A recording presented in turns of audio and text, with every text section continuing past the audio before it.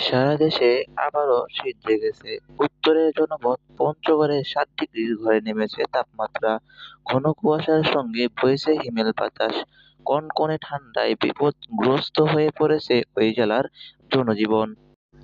শুক্রবার ১০ জানুয়ারি ভোর ৬টায় তেঁতুলিয়ায় সর্বনিম্ন তাপমাত্রার রেকর্ড হয়েছে ৭.৮ ডিগ্রি সেলসিয়াস, যা চলতি মৌসুমের সর্বনিম্ন তাপমাত্রা। এর আগে বৃহস্পতিবার ৯ জানুয়ারি ভোর ৬টায় তেঁতুলিয়ায় সর্বনিম্ন তাপমাত্রা রেকর্ড হয়েছিল ৯.৬ ডিগ্রি সেলসিয়াস।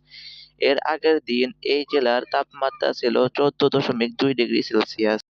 গত বুধবার ৮ জানুয়ারির পর থেকে পঞ্চগড়ের তাপমাত্রা অনেকটাই কম। দেখা নেই সূর্যের। ঘন কুয়াশা আর তীব্র শীতে ঘর থেকে বের হচ্ছে না মানুষেরা। ফলে অনেকটাই শূন্য ব্যস্ত সড়ক ও হাট-বাজারগুলো।